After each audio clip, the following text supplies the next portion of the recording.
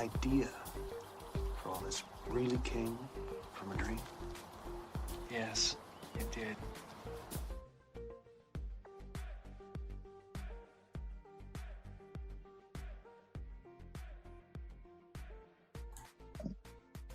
Good evening and welcome to Nox Mente. Tonight's guest is Jordan Maxwell. Jordan Maxwell continues as a preeminent researcher and independent scholar in the field of occult religious philosophy. His interest in these subjects began as far back as 1959. He served for 3.5 years as the religious editor of Truth Seeker magazine, America's oldest free thought journal since 1873. His work exploring the hidden foundations of Western religions and secret societies creates enthusiastic responses from audiences around the world. He has conducted dozens of intensive seminars, hosted his own radio talk shows, guested on more than 600 radio shows, and written, produced, and appeared in numerous television shows and documentaries, including 3 2-hour specials for CBS, as well as the internationally acclaimed 5-part Ancient Mystery series, all devoted to understanding ancient religions and their pervasive influence on world affairs today. His work on the subject of secret societies, both ancient and modern, and their symbology, has fascinated audiences around the world for decades. Jordan, welcome to Nox Mente. Well, thank you for allowing me to be here. Oh, it's our Always pleasure. a pleasure. This is a great pleasure for us, Jordan. As I've already said, you're one of the people brought me to on so many things and how this world is run and occulted from us. So again, thank you. This is definitely an honor. Well, thank you for at least seeing that and acknowledging it. It's been a very difficult road to hoe by myself, but I'm almost 80 years old now, and I'm very, very tired. I've been doing what I do for 60 years.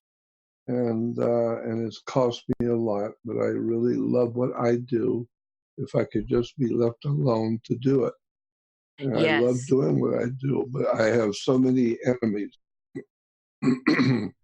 So I just try and do the best I can given my circumstances. Yes, and I think finally that I think your work is starting to actually pay off because more and more people are starting to look around at the world and question the reality in which they've been brought into. And it's because of your voice and because of the deep work you've done. And you're definitely an honored elder. And I hope that you get to see some dues come your way here in your elder years. Well, I appreciate that, and thank you. I have always tried to say at the beginning of interview that I am not the world's foremost authority on anything. I'm just an ordinary man pursuing extraordinary knowledge. I was fascinated as a child with mysteries and what's the word I'm looking for? Secret societies? No, with secrets. With secrets. People lying through their teeth and lying and keeping secrets. And I've always been interested in secrets, the other side of the story. You know, no matter what you hear, I want to hear the whole story, the rest of it, and see both sides. And so I've always been interested in how people keep secrets and play on other people's ignorance. And so as a very young child, I don't know if I ever told you my story about when I was a little kid, about 8 years old. And Please do. Say it again? Please do tell us. Well, I was about 8 years old, and I was a Catholic, born and raised in a Catholic family. And we were told in the Catholic school, little kids were told that they were going to have a special church meeting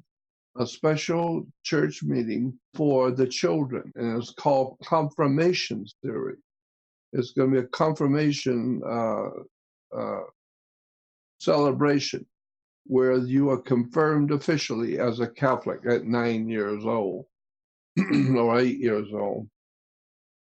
And so the nun told us the day before, they said, tomorrow night at church, the bishop is coming to town, and he will officiate over the service, and possibly, maybe not, but there's at least possible the bishop may ask you children after the service is over. He may ask you if there are any questions that you have about your faith, and if that happens. You remember you have no questions whatsoever. You don't ask any questions. And so the next night at the confirmation service, every Catholic in town must have been there because the bishop came to town. So everybody was there. And after the service was over, the bishop did say to the children, if any of you children have any questions, I'll try and answer them for you about your religion. And so I stood up because I was arrogant. I wanted everybody to see who I was. And I said, yes, Bishop, I have a question. And everybody knew, all the kids knew, all the girls sat on one side of the church and all the boys sat on the other. And all the kids knew you're not supposed to have any questions. That's why I stood up. I want to make sure everybody sees who I am. Tell me I can't have a question. My mother doesn't even tell me that. And so I asked the bishop, I said, my father works with torches like a welder. And once in a while, he'll let me hold a torch and play with it. So I know what a torch can do, and I know how dangerous they are.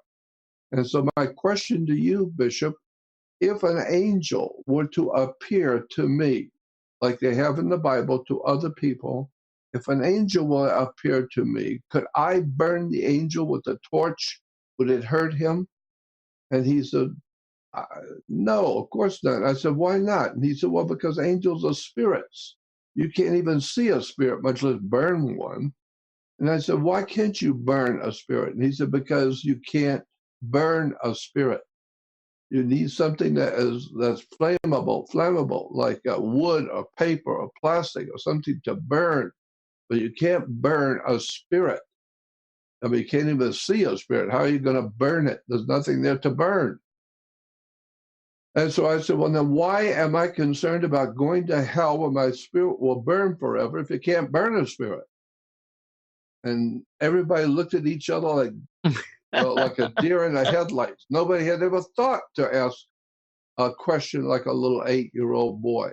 Nobody ever thought about it. You just go along to get along and just believe whatever they're told. Me, it doesn't make any sense to me. A spirit I know is an angel. You can't see them.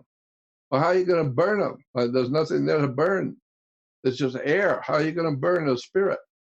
And so that's what the bishop said. You know, you can't burn a spirit. There's nothing to burn. I said, well, then why am I worried about going to hell when my spirit will burn forever if you can't burn a spirit? Well, after that, one of the priests close to me said, you sit down and shut up. So after that, I started dropping Alka-Seltzer into holy water. I'd had enough. I knew from here on out, this whole thing is a bunch of bull. The whole thing is a man-made bull, and I'm not buying it. Bodies grew. Well, they couldn't help that.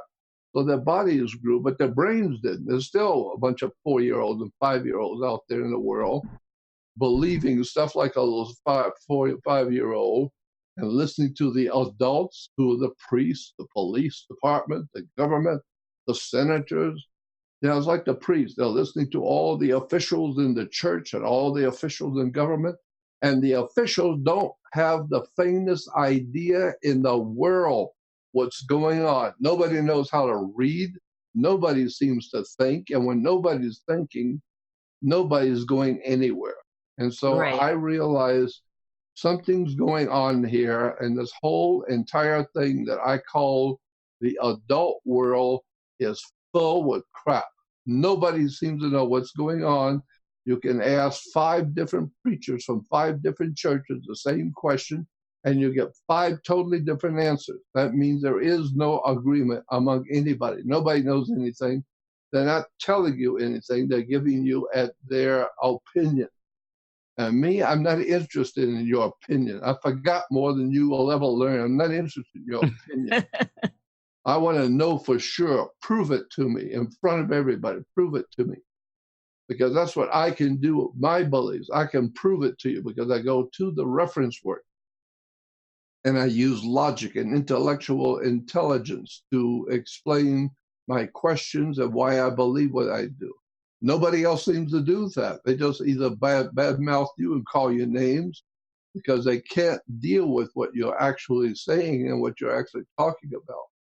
So I realized a long time ago that adults have no idea in the world what's going on. They're worse than children. So I'm not asking anybody to tell me nothing. I'm not asking anybody to explain nothing.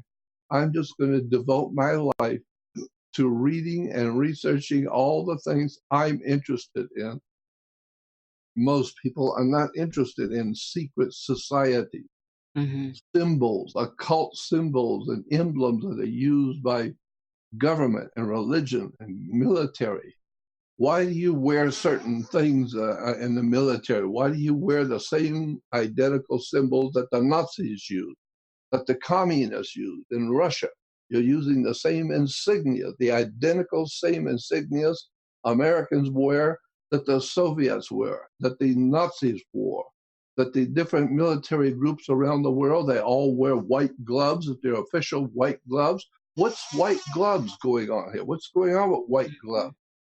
What's going on with all of these words and terms? Everybody, all the different military organizations throughout the earth have generals and corporals and soldiers. Why are we all using the same words? Why are we all, and then it finally dawned on me. Something is going on whereby the entire world is being militarized using the same words, the same terms, the same money, the same financing. The whole world is being militarized and kept stupid so that they can fight each other. And there's got to be some kind of an organized effort. And that's what brought me into the world of secret society. I know about the mafia. I know about La Cosa Nostra. I have been involved. I have been involved. I have been in the company of very high degree secret society members in organized crime. I was there. I saw it. So I understand now how it works. It's called organized crime. Yeah. Like George Carlin said, it's a big club. And you're not in it. Yes. Yeah, Jordan, I want to take us back to the 8-year-old kid you were and get a little what? To the 8-year-old kid that you were that was questioning the priests at church. So this is where I want to go with this right now is idea into your head. How did you come about being a kid that questioned? I always question because when I was a little kid, I would even in junior high school, especially in high school, I would always go to church with everybody, all my friends that were in school. We all went to each other's church. We all hang out together, all the kids that knew each other. And I would go with my friends to their churches. And they'd come with me, they would go with everybody else to their churches. But I was going to church to find out answers to my question. I don't want to hear the beautiful music, the chants and the candles, and all of that. I understand it doesn't do a thing for me. I want answers. Period. Intellectually, I want to be satisfied with answers that I can understand and buy into. And I don't buy into anything I've heard so far in religion, period. God, nobody knows how right I was, because today I have discovered, after some 60 years of studying theology and the science of God, I have discovered so many things about theology and religion that you have no idea that even exist, because I was a radical, revolutionary thinking child. Yes. And I started inquiring about all kinds of things that I have found out now that are unbelievable. If you were to really do homework and spend some 60 years studying theology, it will blow your mind where things have come from. I'll give you a few examples later. But it appeared to me that nobody in the adult world knew what was going on. Anybody I would ask, my uncle, my dad's family, I'd ask my grandparents, nobody seemed to know what I was asking. It was so ignorant. They didn't even know, they never even entertained such a question.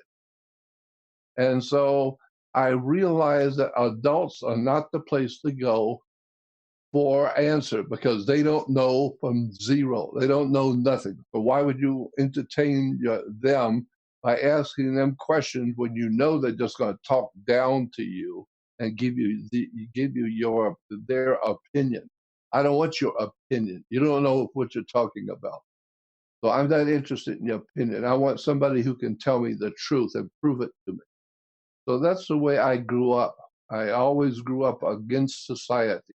I knew there was something wrong with the human race because with all the adults seemed to be wonderful as they were, sweet as they were, nice as they were to me, but adults do not seem to know their butt from a hole in the ground. They don't know what's going on. Nobody's ever told them anything. They've never asked for proof on anything. They don't understand science. They don't understand astronomy. They have no idea what the sun is. They have no idea in the world how we got here, who we are, and where we're going when we die, and what is life. I mean, all the questions that a child could ask, I was asking very early in life, and it became finally obvious to me. Don't ask the adults. They don't know from nothing.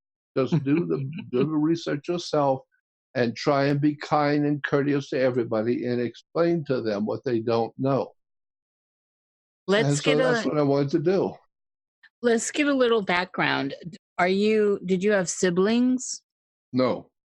You're an only child? I did, yeah. I had my brother. My brother was 8 years younger than me.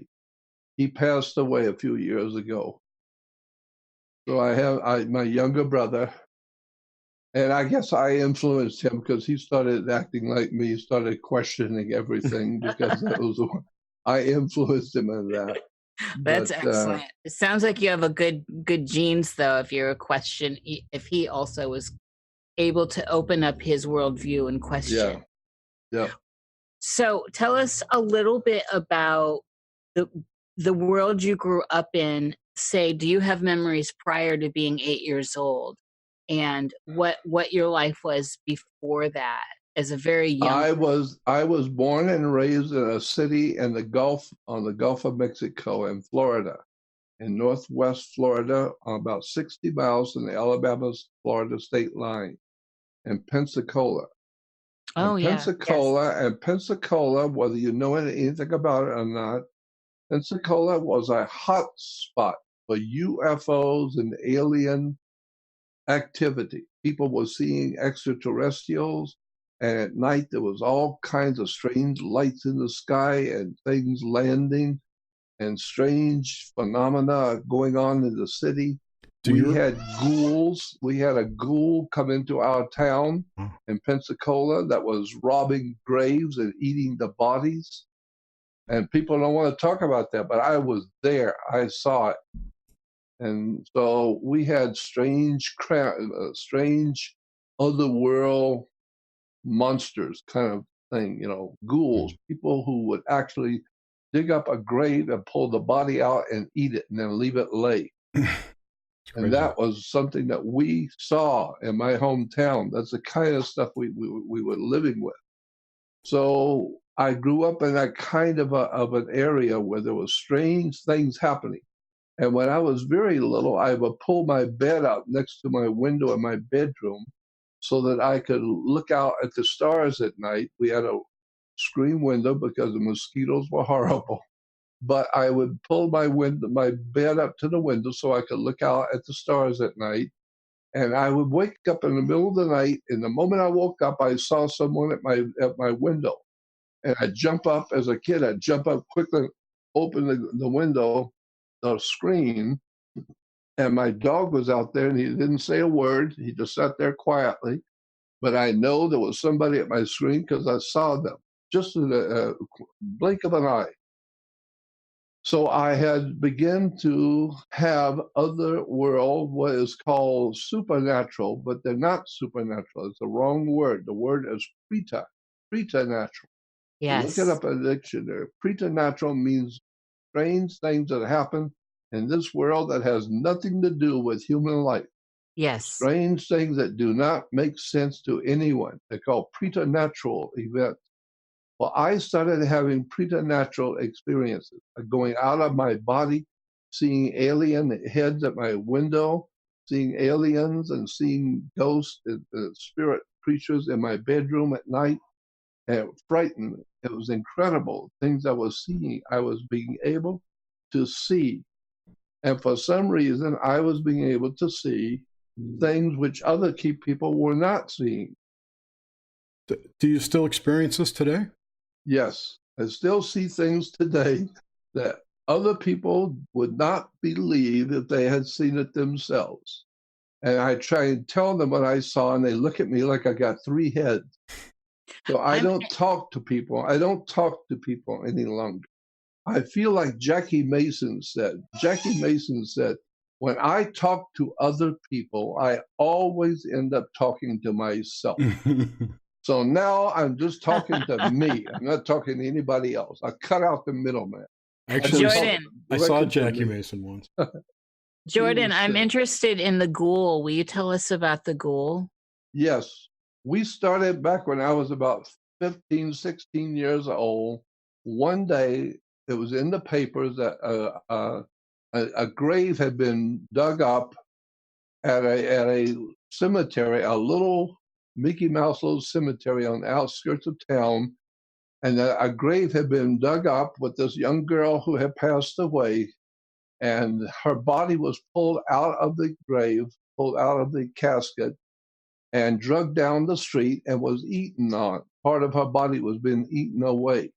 And yet when the animal didn't need it anymore, it just dropped the body, left it lay. Well, believe me, that opened up a can of worms for the city of Pensacola, because everybody heard about that. Somebody is digging up graves and eating the human bodies and leaving a drop on the street.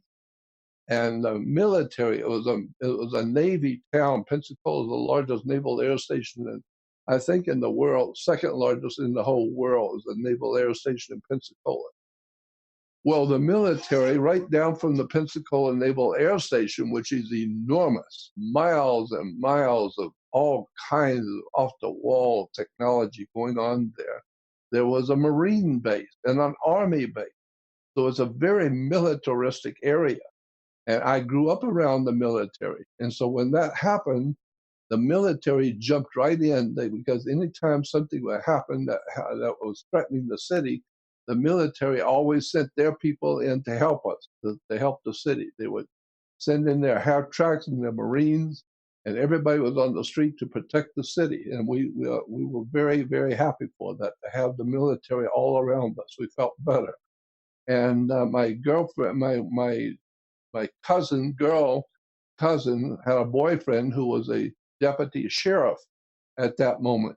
And so he would come over to my aunt's house, and we'd go over to my aunt's house, and where my cousin lived, and he would come over to see her boyfriend, and he was a deputy sheriff. And so he would tell us what's going on in the sheriff's department with this ghoul. And so we couldn't wait to hear from him what's going on, and what are the police doing, and what the military is doing. And so they finally decided one day to light up a cemetery, the old cemetery, an old one outside of town.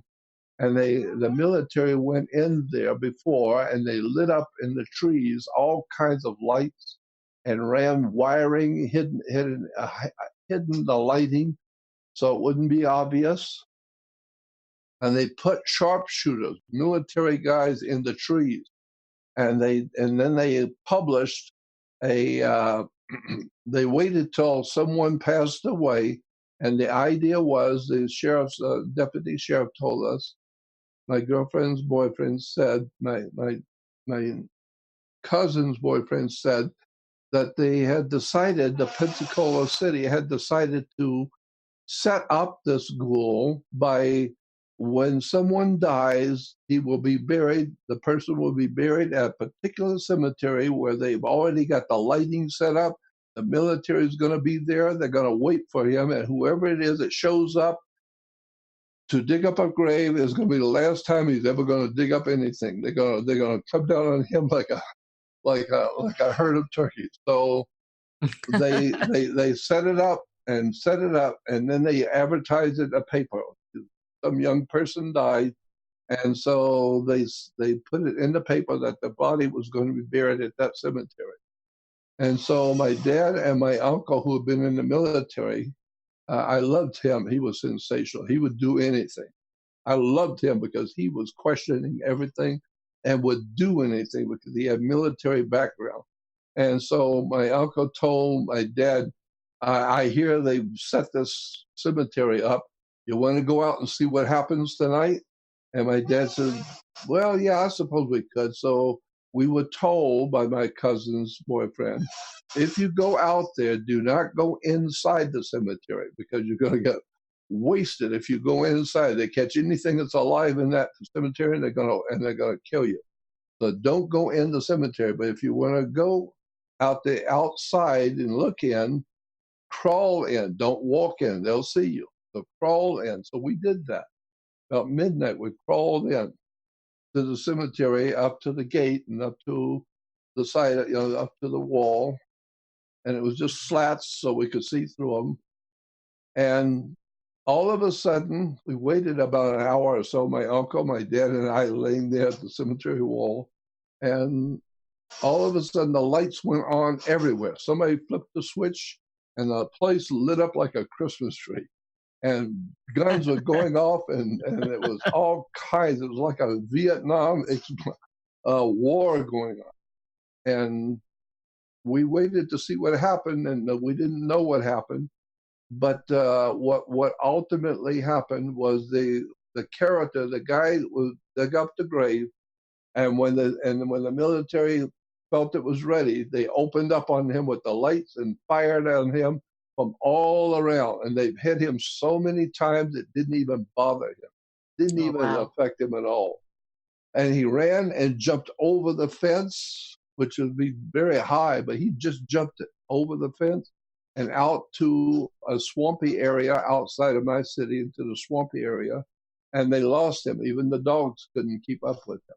Wow. And then about 6 weeks later, after that was, we heard about that on the news, that they had opened up on him, and all the military guys said, we hit him over and over and over again. But for some reason, it didn't bother him.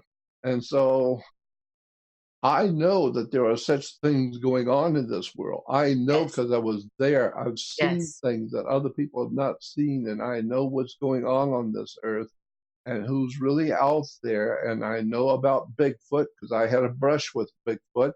I've seen demons and devils and poltergeists and all kinds of strange things, phenomena that other people have not seen.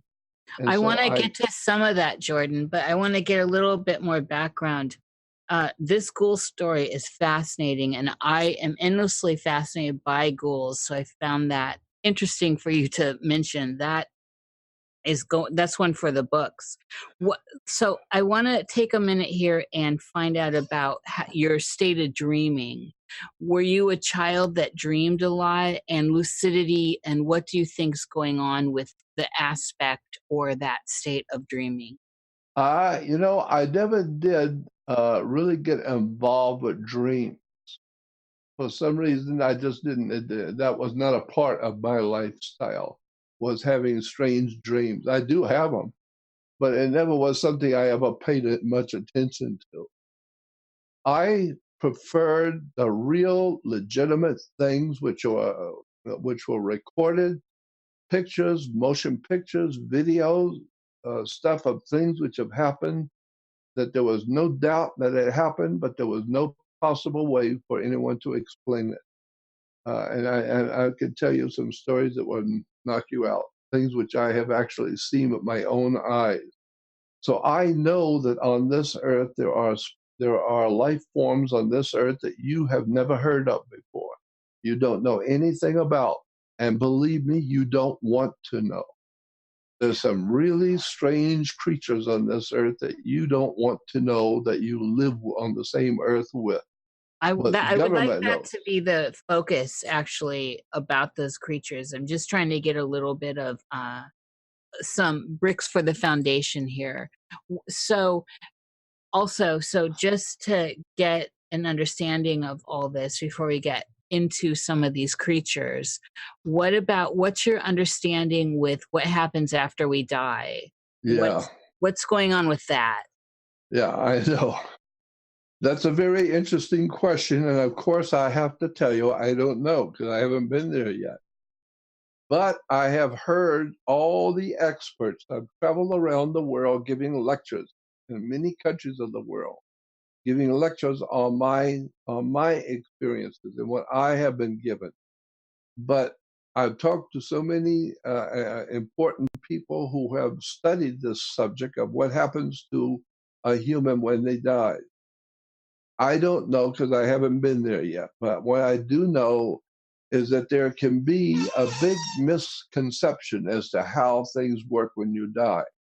We know that the phenomena, the idea that reincarnation is real. We know that it's real. There's no doubt about that. The only problem that science today is dealing with is how do you explain it?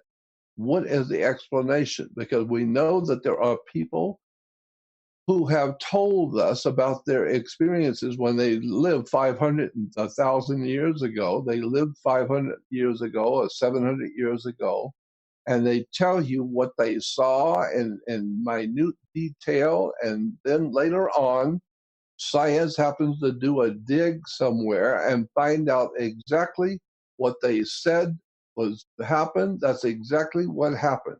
Now, how did they know these things when nobody knew until they dug it up themselves?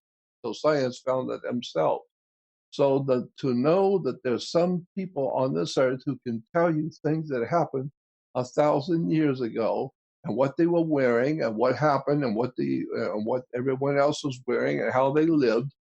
And then later on, science does a dig and we find out that's exactly right. It's precisely right what they said. How would they have known that? Well, the only way they could have known that is they were there. I say no, there's another way they could have known. They don't have to be there. We know that we have the ability to record things. We call it videos and audio and video recorders. And we can do it in films like movies, and you can see brilliant movies of brilliant people who died many years ago, but they're just alive as everybody else is on the screen. So we know how to record life form, and we know exactly what they were doing because we could see it. Well, the same thing is true in life. Maybe there were spirits, what we call ghosts, demons, jinns, poltergeists, strange creatures, angels, devils, demons, whatever you want to call them. Maybe those spirit entities were there 1,000 years ago, and they don't forget. And they have the ability to communicate with your brain because it's an electrical computer. Your body as a battery and your brain as a computer, and maybe they are downloading into your computerized programming what they saw, what the demons saw, what the angels saw 1,000 years ago, and they are talking through you. They're using your vocal cord. They're using you to talk to the world.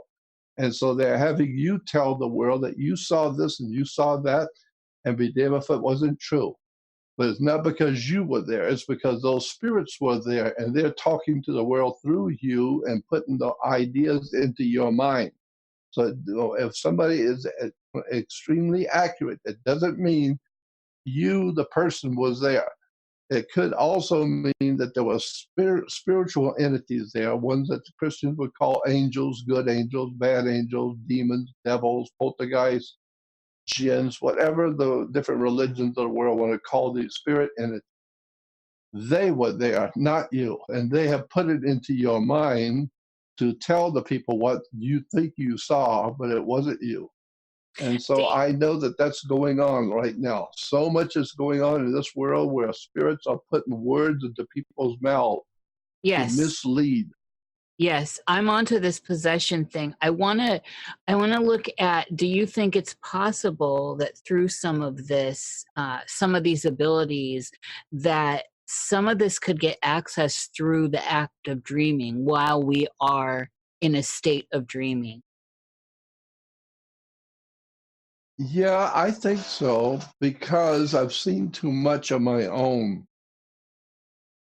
And I know that we are nothing more than a walking computer. Your brain is a computer, your wiring system, we call your nervous system, is your wiring for the computer. And we have enough blood vessels in us to stretch for thousands of miles, we're told. And so our brains are a computer, our bodies are a biological battery, which feeds the computer. And we have something called Wi-Fi that we have developed in this world called Wi-Fi, whereby it's some kind of a technology where all the computers around can watch other different programs. Everybody's watching something different, but it's all coming from one central source of Wi-Fi. And I'm thinking about God as being a Wi-Fi, some kind of a central audio visual operation going on in the world of space out there. When children talk about God, God's out there, I say, well, there's something out there. I don't know what it is, but it's something out there. And it's a hell of a lot smarter than we are. And I've seen too much with my own eyes to know that our race of people, our humans, are being controlled from out there. Somebody is leading us and directing our evolving our destiny. Our destiny is being led by spirit in it. There's no doubt in my mind about that. And so that's why there are certain people who are just gifted, intelligently gifted, to be able to know things, to run governments, to set up international banking cartels, to control the flow of science, astronomy, all the esoteric orders of the world, all the secret societies operating. We call them mafia, la cosa nostra, secret societies, criminal organization. These people may be evil and horrible, but they're not stupid. They're brilliant in how they run the whole world in such a way that you live right in the middle of it and don't even see it. That's how good these people are. I agree. And I'm wondering if there is some way. See, to me, there seems to be a tie-in here with when we go into the state of dreaming, when we go sleeping and our consciousness moves aside, wherever it goes. Is it possible we're being accessed at that point? Where does our consciousness go when we go to sleep? When you go to sleep, Jordan, where do you go? Well, that's a heavy-duty question. I don't know. All I know is that one time when I was about 7 years old, I finally got into bed one night, and a few hours later, I woke up in my nightgown. At 7 years old, I woke up and I was about 4 miles from my home on an overpass, on a bridge, overpassing all the train tracks coming into town or going under that overpass. And it was a large overpass, and it was very high. And I woke up and from my sleep, and I was standing on this bridge, this concrete overpass, and it was freezing cold, and I was freezing. So I stood behind the big pylons to get away from the wind chill factor.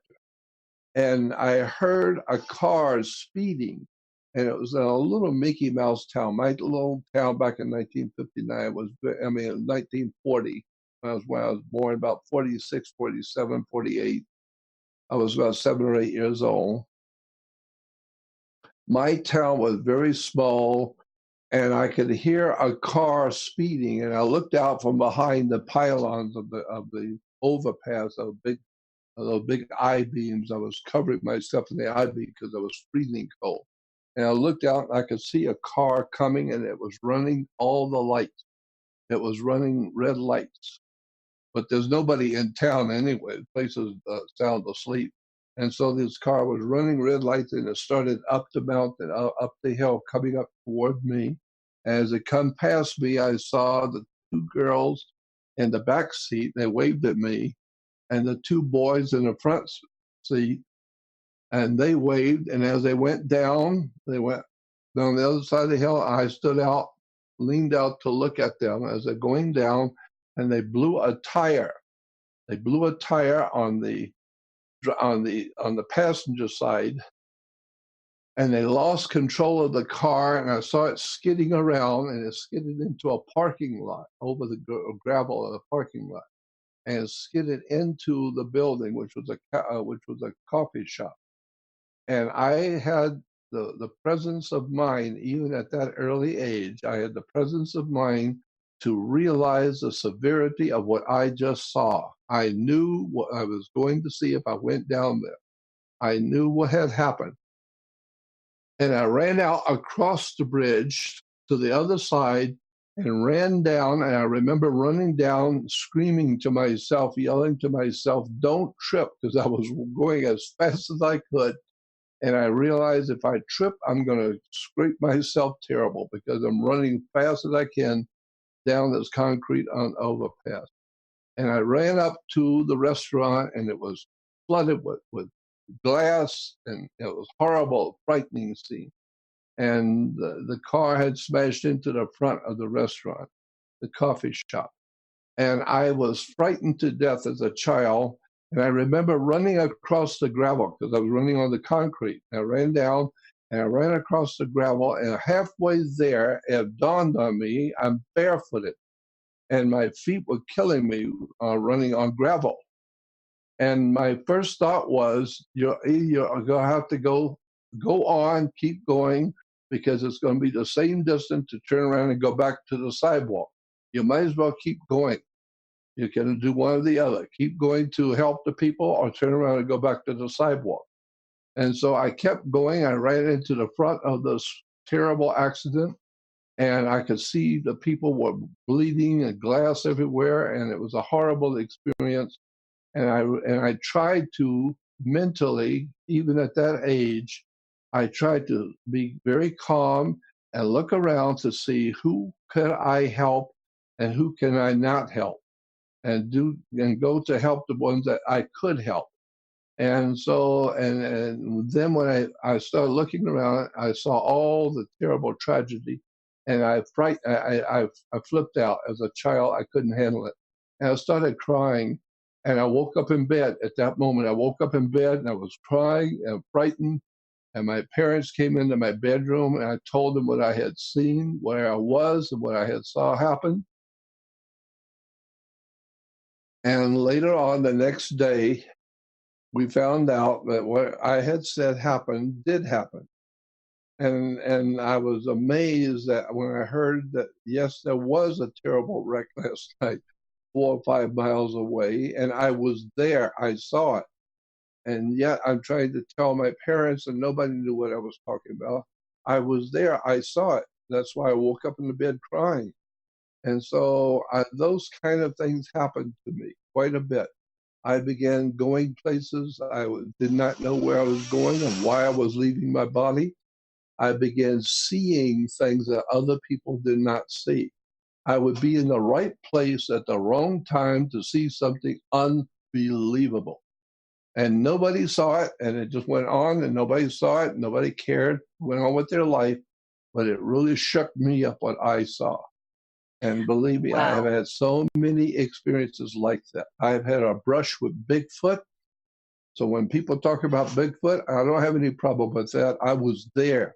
I was in the mountains of Washington State, just above Olympia, Washington, out in the middle of nowhere camping as a 19-year-old kid, and I come across something that I know was Bigfoot. and there were two other boys with me. We came across it. We will never forget what happened.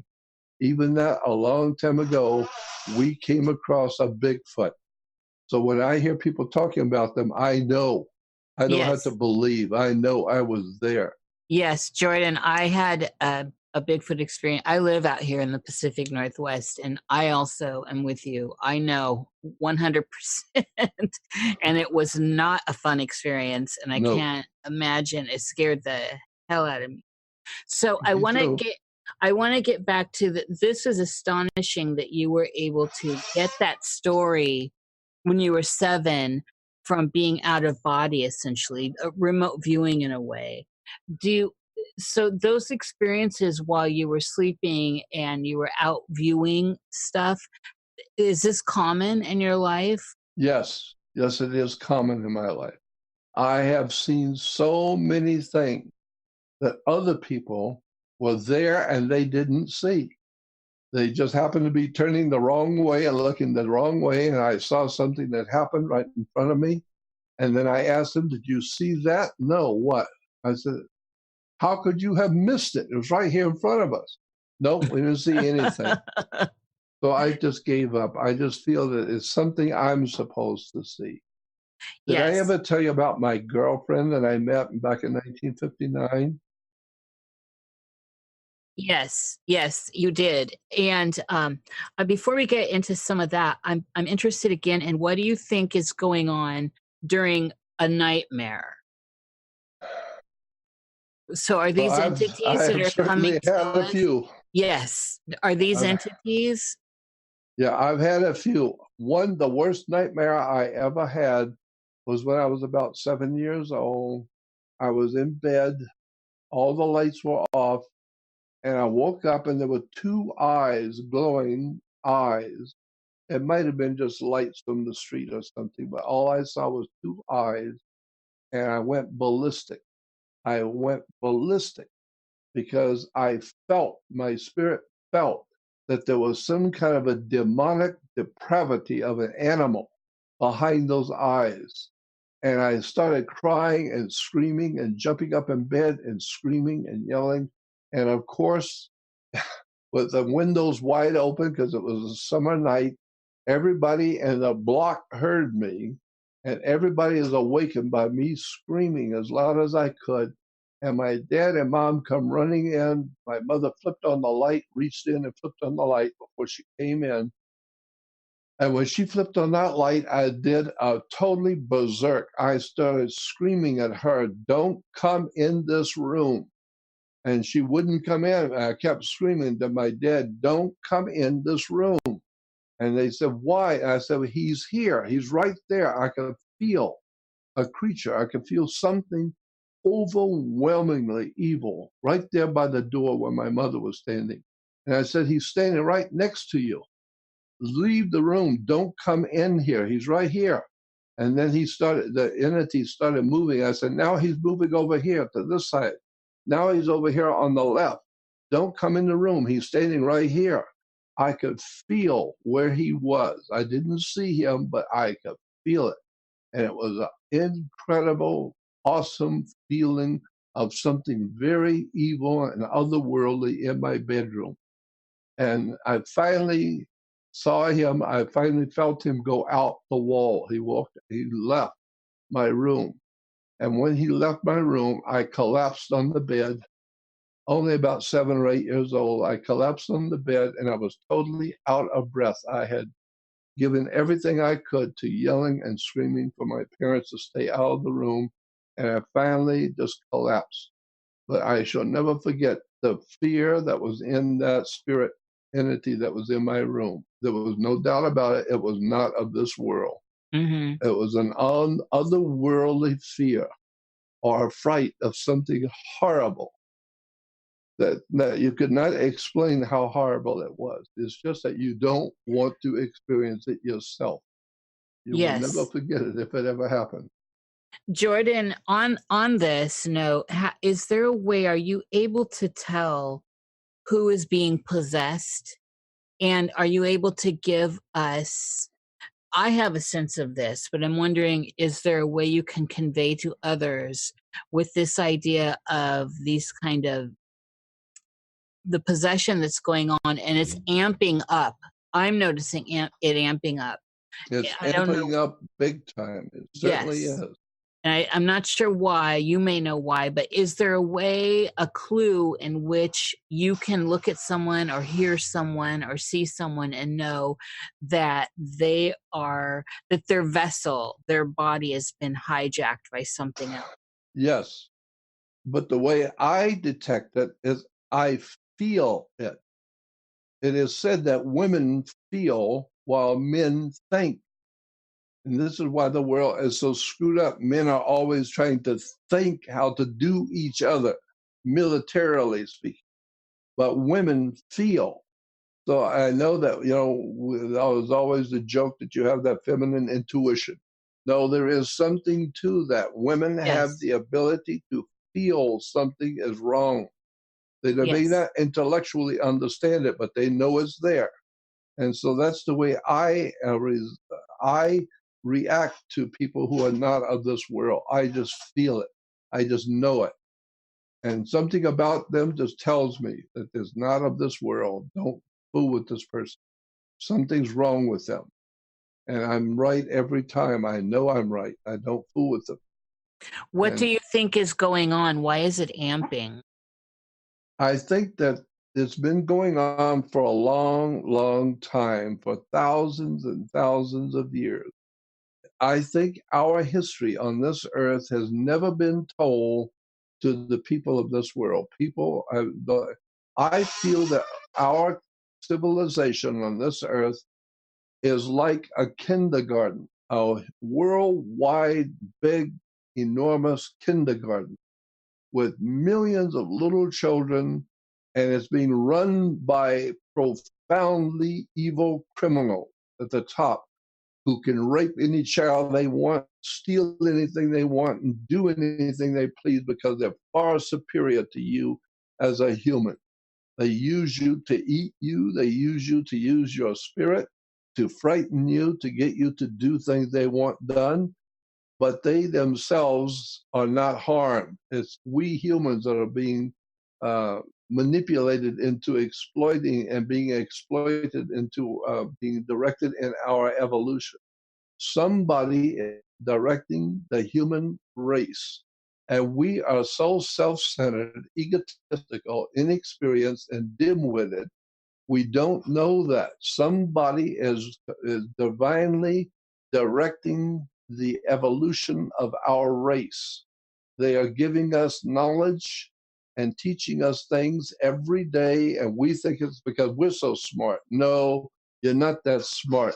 We are being led into some kind of a catastrophe, which is coming on the earth and has been coming for a long, long time. And I've got too many examples of that, way too many examples of showing how we humans are being led by spirit entities. Yeah, I know you have the examples. I'm wondering, what is your hypothesis and where this is going? I think that somebody, either one of two things, either someone has been here, which is far, far superior to the human race. They have always been here for tens of thousands, if not millions of years ago. And they're the ones that have created all of the structures around the world, pyramids and temples in the ocean, pyramids in the Atlantic Ocean. A lot of people don't know that there's a pyramid on the floor of the Atlantic Ocean as big as the one in Egypt. And it's sitting out there in the Bahama Banks, just 10 miles north of Bimini. A huge pyramid that they have found. But nobody seems to care. Nobody seems to know. Like George Carlin said, nobody seems to know. Nobody seems to care. It's not important. And of course, it's not important unless, of course, you're intelligent and you start to ask questions. What in the hell is going on with pyramids on the floor of the Atlantic Ocean? What's going on with that? Why hasn't our military government told us anything? Why is it the U.S. Navy is out there looking around and we've been chasing UFOs in the Bermuda Triangle Why is it that Albert Einstein talked about the Bermuda Triangle and he believed there was something there? He said it was probably a portal to the earth from other worlds. They come into our world through the Bermuda Triangle and go out the other way through the Devil's Triangle in the Pacific. But who listens to Albert Einstein? Most people don't even know who he is. I'm just amazed at how much the human family do not know about the world they live in. It's incredible. It's unbelievable how much is going on right now in this world in front of you. And most people are not aware at all. It doesn't bother them.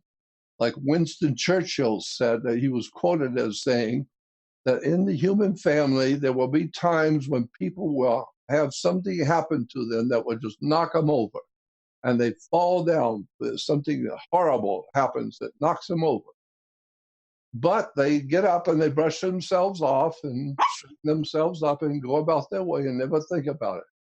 Well, that's where I'm different. I think about it. I know when something horrible happens and I see it, there must be a reason. And I know there is.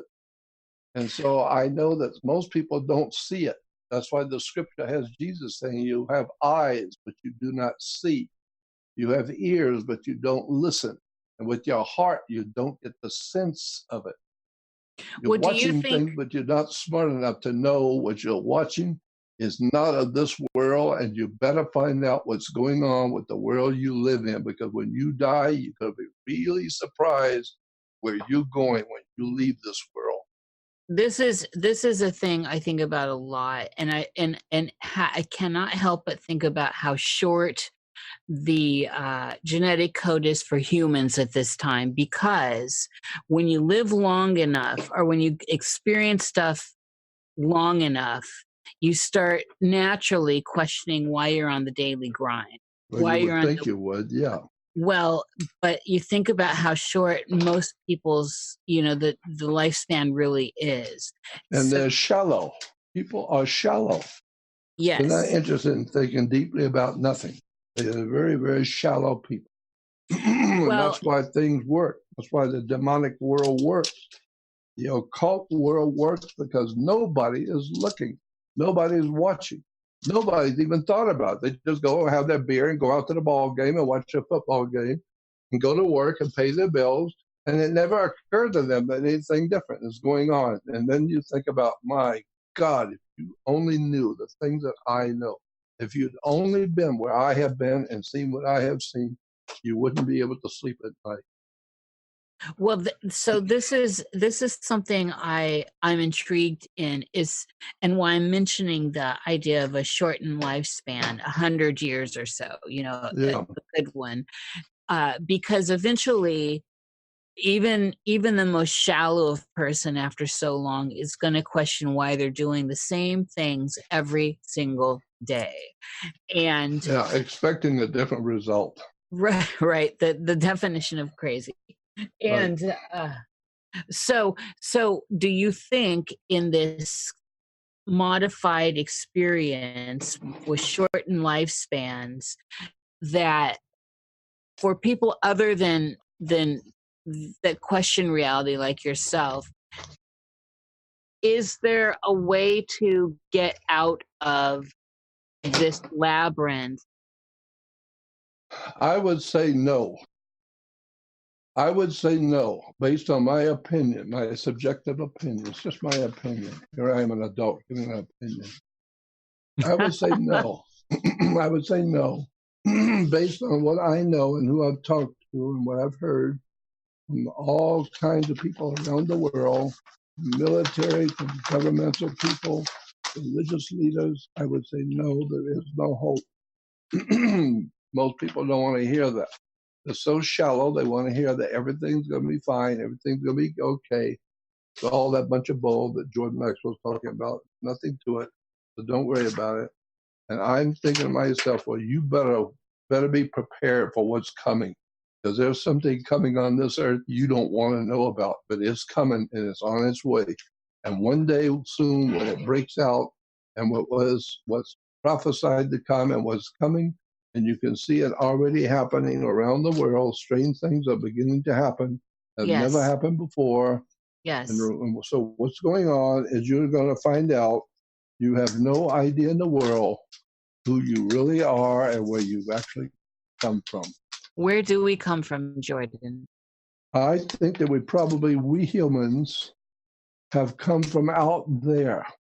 We have been brought here. I mean, I talk about this often.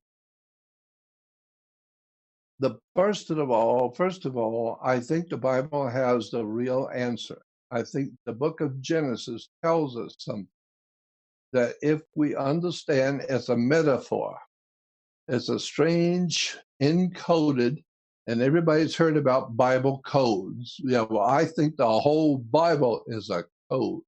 I think it's all encoded. And I know because I have already talked to all the rabbis and all the rabbinical authorities about this. And I know that the rabbis know that there's nothing but codes all in the first 5 books of the Bible. It's all encoded. And you have no idea in the world what the Bible is actually saying. It does not say anything about God creating man. The Bible, I'm telling you, if you're listening, the Bible does not say in Genesis that God created man. It doesn't say that. Get that out of your mind. You misunderstood the words. Because the word man in Hebrew, and there is no Hebrew language, there's a Phoenician language. The Phoenicians were called Canaanites. And the Canaanites spoke a particular language called Phoenician. And so today the Canaanites speak Phoenician language. But the Canaanites today we call Hebrews. And they're speaking their language. Their Hebrew language is not Hebrew. They are Hebrew, but they're speaking Phoenician language. And so we get the word Phoenician, meaning giving us the word phonetics, phony, and phonetics comes from Phoenician. And so when you look at the Bible, Genesis, the first chapter, the first couple of chapters, and understand it, going back to the Phoenician ancient Canaanite, it all becomes very clear what's really being said. And the church has misled people, wanting people to believe something that's not true. It doesn't say that in the Bible at all. And I had a very famous rabbi many years ago. I was very close friends with him. I helped him on many of his books, and he helped me on many things I was doing. We had a very close relationship, and he told me, this was back in 1960, a long time before Kennedy was even assassinated. This rabbi said, there's no place in the Old Testament, what you Christians call the Old Testament, there's no place in that Old Testament where God said he created man. It doesn't say that. Go back and do your homework and look at the language and read it again. Don't just believe something because some ignorant rabbi or some ignorant reverend in the church told you something he believed, because he had to get his license from the state. He had to have Caesar stamp his permit to be a minister before he could get a license to be a minister. So he had to have Caesar's okay. I don't need any Caesar okaying me. I know what I'm doing. I don't need Caesar to give me an okay that I can speak. My God gave me the right to speak. And I'm telling you that there is no place in the Old Testament that God said God created man. He did not create man. Why? Simple. Because man in the old Phoenician language, which we call Hebrew, the old Hebrew language, man is ish, I-S-H. Ish is man or men. And so in Genesis 1, when it says, in the beginning, God created the heavens and the earth, that's not the word for God is El. E-L is God in the Phoenician Canaanite language, El. And so you would expect that if you go back to the old Hebrew Bible and read Genesis 1:1, you would expect it to say, in the beginning, El created the heavens and the earth. It doesn't say El. And that word is not used. So it's not El. So when you read in Genesis 1:1, in the beginning, God created. No, that's not God. El is God. Well, what is the word used in Hebrew? Elohim, not El. It's a different word, Elohim. Elohim is like, it's a plural to a word. So anything that has Elohima is a plural. It's like putting a comma and an S on the English word car. You have car or comma S, cars, meaning more than one. That's what Lohim means. El, God, Lohim is a comma and S. So it should be correctly read, in the beginning, the gods created the heaven and the earth, not God. And so we're told that the Jews were the first monotheistic people. They were the first monotheistic, meaning they worship one God, monotheistic. The Jews were the first worshipers of one God. No, no, no, you're wrong again. Go back and do your homework. Try and go back and take a course in school about English and look at the words and read it correctly. It doesn't say the Jews were monotheistic. They were anything but monotheistic. They were the most different gods among the Hebrews, all kinds of gods. So the word is not monotheistic, it's heno, spelled Heno. Look it up in the dictionary. Yeah. Henotheistic means picking one god from a group. So if there's, say, 16 gods standing in front of you, and you are asked, which one do you want to follow? And you say, I like that one. I like him. I want to follow him. And then he speaks up and says, all right, I will accept you as my follower and I will be your God. Okay, and then you make an agreement. Okay, I'm going to only follow you. That's why in the book of the Ten Commandments, the Ten Commandments said, I am the Lord your God, and I will not have strange gods before me. Well, that's what a young man would say to the girl he's going to marry. I know there are other good-looking fellas out there and other good-looking young guys, but I don't want to catch you with any of them because I am jealous. I am the one that you made an arrangement with, and you agreed to go steady with me, and we're going to get married. So I know there are other young gods out there, young guys out there, but don't let me catch you messing around with them because we have a deal together. And the same thing she would say to him. There are other beautiful women out there, but we got a deal. So don't let me catch you messing around. Why? Because I'm jealous. Well, that's what the Bible said. I am a jealous God. So don't go messing around with any of the other gods. There were 16 of them. And I know they're out there. So you're not the worshiper of one God. No, you are worshiper of the one you picked. Yes. The one God that you picked is the one God. We could say that you are a worshiper of one God, but boy, there's a whole lot more. Is there, so with this, with what you just said and the stuff that is, that we agree with that's in the Bible, what is your perspective on the phenomenon known as Mandela effect or time slips, where the language and all this stuff, dimensional, whatever, there's something going on with these remembered timelines? As I said to you before, we humans, as a collective human civilization on the earth, all of us, all humans, we are being misled and deceived into following someone else's ideas about our natural evolution. So I say that evolution is not the subject to study. Evolution is not important. It's intervention, which is really important. Not evolution, intervention. Somebody came here from out there long time ago, and they saw the indigenous creatures that were on this earth, and we don't even know how they got here, the indigenous creatures. Mm-hmm. But somebody came from out there and landed here on this earth and saw the indigenous creatures that we call hominids. Science called them hominids. The hominids were like Neanderthal creatures. They were like animals, large animals, but they walked upright like we do. And they had male and female like us, but they were called hominids, and they were like Neanderthals. And so somebody came from out there, and I'm talking about hundreds of millions of years ago, hundreds of thousands or multiple millions of years ago. And they come down here a long time ago before you and your grandmother was even here.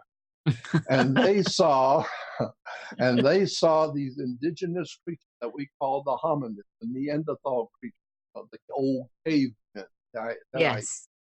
And they said to themselves, wonder what it would be like if we cross-pollinated with one of the females. Let's put some of our DNA in her and crossbreed with her. Let's see what she gives birth to. Let's just give it a try, see what she gives birth to. So they put some of their DNA in the hominid female, and she ultimately gave birth to something which was not Neanderthal, which was not extraterrestrial, but was a clever combination of the two. It would look like a Neanderthal, but it was a hell of a lot smarter than Neanderthal. And not so hairy. And then they would crossbreed with what she gave birth to, crossbreed with again, and it would perfect it even more. So now the next child came out, looked even more like the parents, the extraterrestrial. And then eventually they did it again. It was just an experiment. They were playing around with us. They did it again, and eventually they gave birth to us, what we look like today. That's why the scripture says in Genesis 1:28 that God, no, Elohim, not God, the gods in plural, the God said, let us make Adam, it doesn't, if you go back to Genesis 1:18, 1:28, in the old Hebrew Bible, it does not say, let us come and make Ish. I-S-H is man. So it says, come, let us make Ish. It doesn't say that. It doesn't say Ish. So it's not God made man. No, he made something different. He made something different than Ish. Ish is what's already here. Man, Cro-Magnon man, Peking man, Neanderthal man, cave man, always man was nothing more than an ancient creature that was crawling on the earth on 2 feet like us, like Bigfoot. And so therefore, we are nothing more than a crossbreeding of continual, perpetual crossbreeding with extraterrestrials by somebody higher than we are, somebody far, far smarter, a long time ago, how does George Lucas say it? Far, far away in a long time ago. Far, far away. Yeah. That correlates with the Anunnaki story, the Sitchin stuff. That's exactly right. So I was in business with Zechariah Sitchin. I'm aware of that. I gave him a large sum of money to sign a contract with me, and we were actually in business. And therefore, he and I had many times we were together in hotels and traveling around the country, his speaking engagements. I went with him because I was his business partner. And we talked about a lot of things that people have no idea in the world about Zechariah. I can tell you personal stories. I know about him. I've seen him do, and I know what he knows. And it was an extraordinary adventure being in business with Zechariah Sitchin, but I was there. Yeah, I bet. And so I'm just telling you that we today, as we are talking today, we are the offspring of the gods, the Elohim. That's why in 1:28 in the Hebrew it says, Genesis 1:28, God said, come let us make man in our image after our likeness. It doesn't say that, come let us make Ish. The word is not Ish for man, it's A-D-M.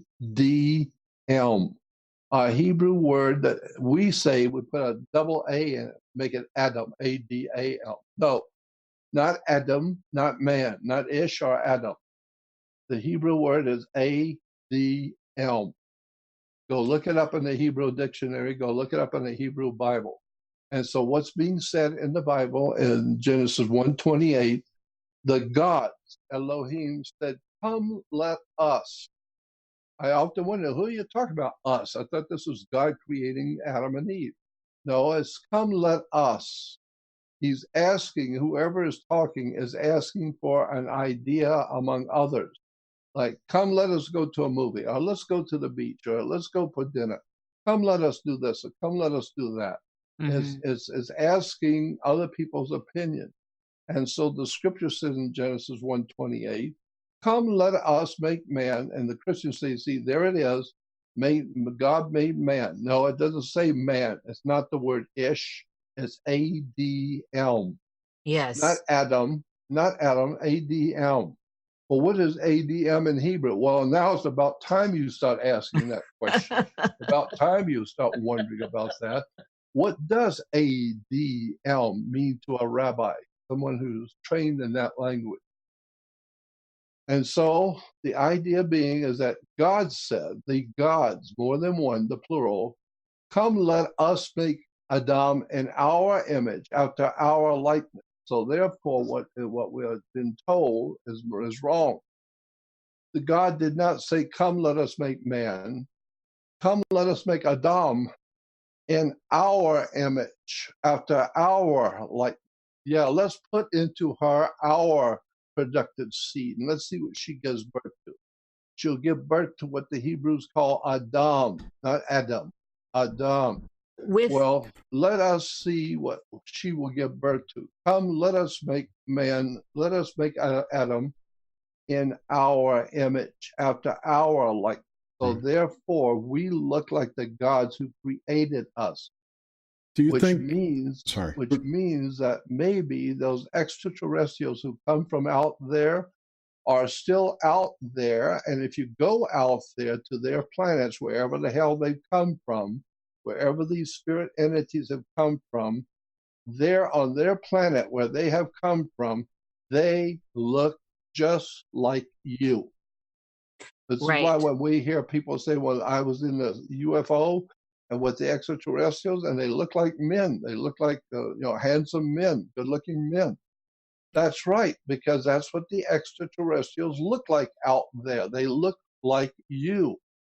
Why? Because they don't look like you. You look like them. Why? Because they intervened in your evolution and insinuated themselves into the female and eventually brought about you. As above, so below. So I have a question. This has always bugged me. Do you think that they actually had sex with the monkeys, or was it genetic engineering? No, it's genetic engineering of the Neanderthal, not with monkeys. No, I'm sorry, Neanderthals. Neanderthals were not monkeys. I know. That was my bad. The Neanderthals. So that's why today monkeys are still reproducing monkeys. Why? Because that's what monkeys do. They don't reproduce. Yes. Right. Monkeys don't. Chimps don't reproduce and give us beautiful blonde women. Not usually. No. I was just watching something about Rh negative blood and I recall that Neanderthals, they think, was the source of that. And when they mated with Cro-Magnons, this is the scientific explanation. When they interacted with the Cro-Magnon is where the Rh negative blood got into our supply, into the Homo sapien population. Yeah. Well, as I told you before, our history on this earth has been totally covered up so that you will never know what the real story is. The gods who created us a long time ago, you look like them. Do you think that anyone actually remembers or knows what the real story is anymore? Well, I don't think that there's going to be too many people in this earth who are going to know the real story. And the reason why is because nobody gives a damn. Yeah, true. There's only a handful of people who are intellectually superior enough to question the very validity of the story and begin to understand that the people who are leading our world, our leaders, our masters, who are the masters of our world, are not from here. And this is what Hollywood's been trying to tell you for years. is that there's an extraterrestrial race that looks just like you. You look like you as human. And therefore, you are so self-centered, not you, but I'm just talking about the human race, is so self-centered, egotistical, ignorant, and ill-informed, unread, and downright dim-witted. We don't even begin to understand that the extraterrestrials who are here and leading us look just like us, and we just go along to get along, or whatever they say. Well, that's what the government says. Adolf Hitler was doing this. Oh, well, he's the government. He represents the government. So he said, go out and kill all the Jews. That's what we have to do. We just have to follow the government. And I say, yeah, why don't you just crawl on your knees and follow the government into the pits of hell? Yeah. Because you don't have the brains enough to know what's really going on here and who's really running the show on the earth. And I have had at least enough to find out that where we're being led, you don't want to know. Where we're going as a human family, you are not going to be very happy when you find out what's really going on. Jordan, what proof do we have that we're actually alive, that we're not in some state of comatose Yeah. delusion? Well, I asked that question. I asked that question when I was about 10 years old. I remember asking a teacher who was talking about all the intelligent life on around the earth, and I said, my question is there intelligent life on the earth anywhere? I mean, has anyone really thought about who we are as humans? We are a biological battery. That's why when you go to court, if you can't bail yourself out, you will go into a cell. They'll put you into a cell, which we call a battery.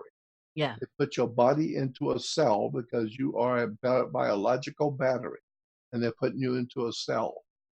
There's a whole world of how the world really works, what government is, what law is, commerce, religion, military industrial complex. There is an enormous world of hidden symbols and words and terms and ideas and concepts that you've never heard before. If you ever really were to sit down and hear someone explain the world that actually exists here in front of you, it will shock you if you ever find out how this world actually works. I've said it so many times, and it bears You've witness. done a great service by telling us that. Say that again. You've done a great service by exposing a lot of that, and that stuff is out there for people to access. I'm wondering about, you've talked about the spiders in the past. About spiders? Yes. I can't recall. When I first began to do this work, I began to see spiders. Is that what you're talking about? Yes. Yeah. Yeah, I know. That was really an experience. That's another one of those experiences that just I saw. And it was scared me to death. It frightened me beyond words until I realized what it was I was seeing, and then I felt better about it. But I was in Glendale, California, and I got a little small office. And I decided that I'm going to do what I'm going to do. And my wife thought I was crazy. And she wanted nothing to do with me or anything I was doing because she thought I was totally crazy. And so I ended up living in my office in Glendale doing what I want to do. And it was quite an experience. And I have to say about my wife that she did do one thing for me. My wife did do one thing that was important for me. She brought religion into my life. Because before I met her, I didn't know what hell was. And so I realized that so many people do not know what I'm talking about. But I've seen it and I've had it explained to me in so many different ways. I pretty well have got a hold on what's going on this earth. But I don't know how to adequately explain it so that people will understand what I'm trying to say. And so I've said to you before, I've said on radio many times before, if you own a 2-story building and you want to put a lot of weight on the second floor, like automobiles or printing presses, whatever it is you're going to put on the second floor, if it's extremely heavy, you better go downstairs first with the building inspector, get on a ladder and remove the ceiling tiles on the first floor and go up and look at the foundation of that floor you're going to build on to see if it's going to hold that kind of weight. So what you're doing is you're standing under the foundation you're going to build on. That's where we get the idea of understanding. You don't understand until you stand under the foundation of what you're dealing with. So when you hear about religion, if you don't know what you're talking about, you don't understand the word. You need to stand under the idea. And so that's when I tell people you need to understand. Go down below the surface and look at where the words come from and begin to see how much you don't know. It's an incredible world we live in, and we're not being told the truth. And that's what I'm trying to do, is trying to wake my fellow man up to the fact that he's never been told the truth about anything. But when Government, It's religion, nothing. it's no one's obligation to tell us the truth, though. and still, I'm not, the spider thing I'm still fascinated about, because you've mentioned it in the past. I've only heard it, I think, maybe once or twice. And there is something about the weaving with them. And if you could just Weaving read spiders come not here. Yeah. Yeah. Well, when I was doing my first research work, I got my own office in Glendale. I used to have a cot in my office where I'd sleep. Sometimes I'd fall asleep in the afternoon. And when I woke up one evening, I woke up and there was a big web connected to all 4 corners of the room. And there was a spider sitting in the middle of the web. And that scared me to death. Anything that's that big, a spider that big, would naturally scare you. And yet I knew, intellectually, I knew and understood, this cannot be a spider. They don't make spiders this big in this world. This thing was enormous, covered my whole room. So I know it's not a real spider, it's a vision. I've been given a vision. And so I felt better after a few moments of thinking about it. And then as I was thinking about what I was looking at, the whole thing began to slowly but surely disappear. And a few seconds later, it was gone. So I realized it was just an apparition. My eyes were being given a vision. But I used to see that spider all the time in my office. All the time it would show up. If I would fall asleep, I'd wake up and there was a spider in my room. So I asked the Native Americans what spider represented. And according to them, it was showing you, that was a message that God is spinning weaving a web for your life. God is weaving a web for your life. And you are being guided into some kind of a web. But it's actually the God Spirit that's doing it, putting you somewhere where it wants you to be. And so don't worry about it, just go with the flow, because one of my teachers many years ago said, if God is going to do something, you can't stop it. And if he's not going to do it, you can't make him. Since you can't cause it to happen or stop it, then why don't you just shut up and go with the flow and try and educate yourself, and don't worry about what God's going to do. Worry about what you're going to do. And so that's been my philosophy ever since. I don't question, I just do whatever it is I end up doing. But people will ask me, aren't you afraid that demons are leading you? No, not at all. Why? Because I don't feel that I'm doing anything evil. I feel what I'm doing is I'm trying to help my fellow man to educate themselves. I don't feel that I'm doing anything evil. I know if I'm doing something wrong, I'm not stupid. And I don't feel that I'm doing anything wrong. So I'm not being led into doing something evil by demons. No, I'm an educator. I'm an educator and a teacher, and I travel around the world wanting to help little children, help young people who are wanting to know, like I did when I was young. I wanted to know, but I couldn't find anybody who knew anything. So I have to get the education, and now I have to turn around and try and give back to the young people behind me what I was looking for. I was looking for real answers. Well, I've got some, if you're man enough for it. Like the movie said, Tom Cruise said, "Yeah, I'm looking for the truth," and the officer said, "You can't handle the truth." That's what I think is happening with the world today. I think the human race can't handle the real truth. And I understand why. It's because they're not prepared for it. And I understand that. And I tend to think it's probably true. You don't want to know the truth. You're not interested to know the truth. You just want to drink your beer and pay your bills and watch your entertainment and your movies and go out Your to the football. ball game. And eventually, the truth is going to find you. You won't find it. It's going to find you. And it's going to wake you up to the world that you've never known before. And that's what I do. Well, that's what I wanted to get back to where this is all going. We see clearly the amping up of, whether it's warfare or not, the weather anomalies that are everywhere happening on a very large scale now. The crazy possession that we're noticing in our political figures and public figures, and of course there's always all that old Hollywood stuff, and living under the state of England and all this. Where is this going now, Jordan? What is going on? Because I am seeing clearly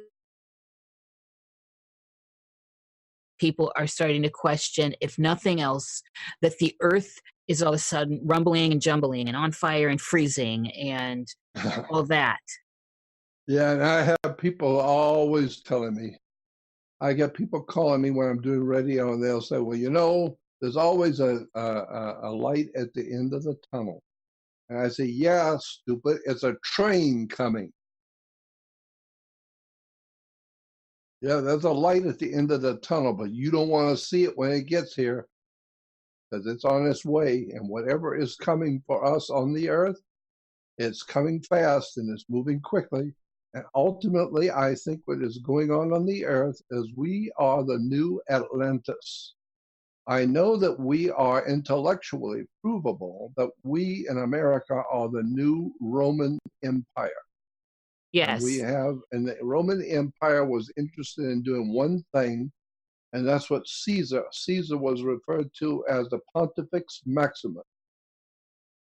That was a Roman term that was devoted to Caesar. He was Pontifex Maximus, which means the great bridge builder. The great bridge builder was Pontifex Maximus. Well, that's what Rome was. It was a bridge builder, because every time Rome would go out and conquer another country, it brought them into the empire. So he was building bridges to Middle East, building bridges to Eastern Europe. He was building bridges to Britannia. Caesar was building bridges all over the world to all the different people and bringing them into the empire. And so today, America is the Pontifex Maximus. We are building bridges to the whole world. We got something called the United Nations in New York. Why? Because Caesar ruled Britannia. When the Caesars and the Romans went into Britain, where did they set up shop? Where did they set up their government? Caesar's government was set up in York, England. York, England, I was there. I went through their castles. I saw all the big statues of Caesar. York, England was a center for political power for the Roman Empire in Brittany. And so today we have something called New York. It's in New England, New York. And New York is the empire state. Of course, it's the Roman Empire state. It's the state of the new Roman Empire. And like the Roman Empire, it fell in the 5th century. It's going to fall again. Our country is now collapsing around us, and we're going to experience something very, very evil and very terrible that's coming on this country, and it's going to be absolutely unbelievably bad. It's going to be terrible. That's my prophecy. Because I know that one half of this country is determined to destroy our country. The people want this country destroyed. The people who live here, they want to eat their steak dinners and drive their fancy cars and live in their beautiful homes, but they hate this country. They hate everything about it. Yeah. Yep. And so they say, yeah, get rid of the president, kill him, overthrow him. Why? Because he's making the country great again. He's bringing back the work, and he's bringing back the money and causing people to go back to work and feeding the people. He's doing what he can to do the business of living. He's conducting the business of government, and he's damn good at doing it because he's done it before. He knows how to deal with powerful people and bring back the goodness that was America. Well, one half of this country don't want America brought back. They want it dead. They want to drive around their fancy cars and their new Mercedes and all their new cars and eat their steak dinners and lobster dinners and live in their beautiful hotels, but they hate this country. They want it all destroyed, back to the dark ages. And that's why, and all, if you go back to the encyclopedias, go back and look at the communist countries that came into the world after the Soviet Union. When the Soviet Union came into play, it brought about world communism. And so all the communist countries were always referred to politically correctly as the People's Democratic Republic. We had the People's Democratic Republic of China, the People's Democratic Republic of Cuba, the People's Democratic Republic of North Korea. Everything was always the People's Democratic Republic of communism. And there's nothing democratic about it. Democratic. That's why when you see a riot in the streets and they're turning over cars and burning buildings, we call it a riot. No, they call it a demonstration. Why? Because it's coming from the word demos. Demos in Greek means a mob. And so a demonstration is mob rule. When the mob is drunk and they're turning cars over and burning cars and busting windows, and it's a riot, we call it a demonstration because they are Democrats. The word Democrat comes from the word democracy. The People's Democratic Republic of China, the People's Democratic Republic. So what I'm saying is that the enemies of this country want this country destroyed because we are the biggest name on the block. And if you don't overthrow the biggest guy on the block, the whole block is not going to go along with you. They're going to go along with the people who have the money and who eat well. And so we are the people in America who have built one of the most powerful nations the world has ever seen. And that's why the communists want this country destroyed. They don't mind driving in new cars and making a lot of money and eating well and living high, but they hate this country. And today, I am totally convinced what we call the Democratic Party is actually the old Soviet Communist Party operating in America today. Is called Soviet communism in America today. Democratic. I agree. Democratic Republic. Yeah. And there's basically two factions out there. There's the remnants of the Nazi Party that came over in Operation Paperclip, and then you've got the communists, and I think they've been battling internally in the government forever, since World War II. But let me tell you something. There's something behind Nazism and communism, both. There's a mutual power behind both of them. They are controlling both sides, communism and Nazism. So authoritarianism. Yeah. It's all socialism, but it's actually being orchestrated and run behind the scenes. Mm-hmm. It's something that has been known for a long time that most people have never heard of. It's called the World Revolution Conspiracy, World Revolution Movement. There's some kind of a very powerful organization we refer to as the WRM, World Revolution Movement. It's financed and organized out of London and out of America. And America and London put together the Communist Party and the Nazi Party. It was both born here in America. And the So the banks of Rothschilds, America right? financed both the communists and the Nazis, were both financed by American bank, British bankers. There's a reason for the way this thing works. And most people are not sharp enough to pick it up and find out how this world is really being run behind the scenes by England and America. Both are financing, organizing, and directing Marxism, communism, and Nazism. Both are being financed, organized, and directed by England and America. But most people don't know that because they're too ignorant, ill-informed, and they haven't got the faintest idea because the government doesn't tell them anything. They're not taught anything in school. I'm from the old school. I used to do all the research and reading many, many years ago. And you can't anymore because the books have all disappeared. Say it again? You really can't research like that anymore because you can't go to a library and read books like you used to. It's all been digitized by Google. Yeah, I used to. I did so bad in school. There were no students worse than me. I was the worst student in school. I was always in trouble. Why? Not because I was looking to make trouble, but because I was a radical thinker and I asked questions. Same for me. And like Albert Einstein asked his teacher once, how come we got to come to school and we got to answer your question, but you don't have to answer my question? I'm smarter than you, and you can't answer my question. Well, I got to answer your questions, but you can't answer our question. Right. And that's what I felt. I got questions that nobody's here got brains enough to even ask and even thought about. And so I don't want to be in this school. This is not school. This is a prison. And so when I would get out of school, I would get on my bike, and as fast as I could, I'd ride to my city library and sit there till it closed at night. My mom knew where I was. I'd go to the library every day and every evening on Saturdays and Sundays. I'd spend all my time at the library reading and studying, questioning everything, and reading and researching everything, so I at least would know what's going on. Even if nobody else gives a damn, at least I do. I care and I want to know. So today I finally got what I wanted. I finally know what I wanted to know, and now I got it. There you go. But now I wake up and find out that I'm living in a country and in a world today that nobody even knows what I'm talking about. Nobody. Let me ask a quick question for a listener here. Someone wanted to know if you had an estimate of the IQ of the Elohim and if they worshipped any God themselves.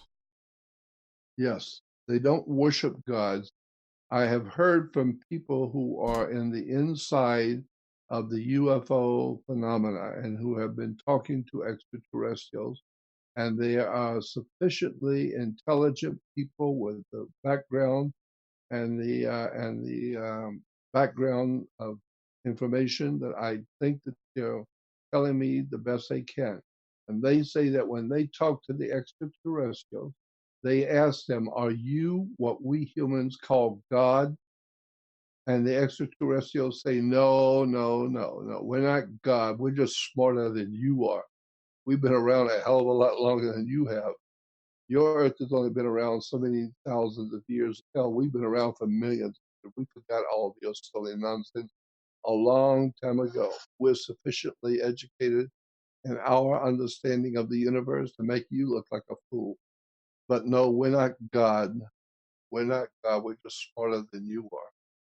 And so it looks like they realize that there's a higher power. They understand what we're saying by using the word God. They know what we're talking about. Or they don't know, like we don't know. Yeah. It could be just a concept that we believe in. Well, I always say God is dog spelled backward. It is.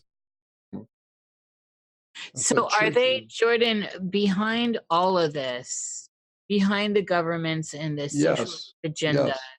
No doubt in my mind about that. Absolutely, yes. They are behind our whole world system of theology, military, banking, government, the way we operate as a social arrangement, dividing peoples into different countries and different races and different nationalities, I think the extraterrestrials are behind the whole world of mankind. And they are the ones who look like humans, but they're not human. They just look human. They're far smarter than you ever even suspected they are. And they're not what you think they are. They're not human. They are leading you into some kind of a destiny that you have no idea where you're being led into. So we just gobble it up because that's how ignorant we are. We gobble up the science. We gobble up the technology. We're going to use it ourselves. We're going to use it against our fellow man, never realizing, though, the stuff you're gobbling up from higher sources, those higher sources are not human. They're not from here. And they are misleading you and giving you knowledge and understanding and showing you technology, bringing you in, sucking you into a system. And you're so ignorant, you just go along with it. You don't question anything. And it's just as well you don't question, because if you do question, you're going to get the hell beat out of you like I have. You're going to suffer a fate worse than death if you start asking too many questions. Because So the this, extraterrestrials know how to deal with you. If you're going to ask questions, they're going to make you wish you'd never been born. absolutely, I'm with you on that. And this also would bring in the idea that there's really no difference between, say, some of these factions that seem in opposition, like the Jesuits and the Jews and all of that stuff. I will give you some clues that most people are not going to understand what I'm saying, but a word to the wise should be sufficient. I'll give you some clues. There is a connection that nobody has ever thought of, nobody has ever questioned, nobody's ever even thought to ask the question. But there is a very definite connection between the Jewish religion, the Jewish people, and Germany. There's a very definite ancient occult connection behind the scenes that you don't know anything about, that connects the German people in Germany with the Jewish religion and the Jewish people. Jews and Germans share a common ancestry, and it's really scary when you find out about it. That's all I'm going to tell you. That's something, if you want to do some research, look up the connection between Judaism as a religion and the German people, because the ideas and concepts are identical. The Germans say they were a master race, and the Jews say we're God's chosen people. We're a master race. We know God, and He is our God, and our God is the God of the whole universe. And we ignorant, ill-informed, we think, oh my goodness, Jews are worshipers of one God. No, it's the one you chose, Airhead, not the one God, because there is no one God. The earth is too big and religion's too big for one God. There's a lot of gods out there, a lot of stuff going on out there in space that you don't know anything about, but our government does. Space gods? Well, With space magic? that's the thing. How do we know that space is actually real, Jordan? I think that there is something to that question, because I believe that there is some kind of an occult, and the word occult simply means hidden. So if you put your hand in your pocket, by dictionary definition, your hand is now an occult hand. Why? Because it's hidden in your pocket. And so the word occult means hidden. So when I say occult, I mean something is hidden. And I think the world that we live in and the powers that be that governs our world are occult powers. They're hidden. The people who really run this planet, you have no idea in the world who they really are. You don't know anything about them. George Carlin said it best. It's a big club and you ain't in it. And you don't want to know who's running this world. You don't want to know how it really works. And see the thing that you could see if the gods would allow you to see it, that would frighten you to death if you were to see who's really behind the government you live under, and where it's really going and where it's really coming from.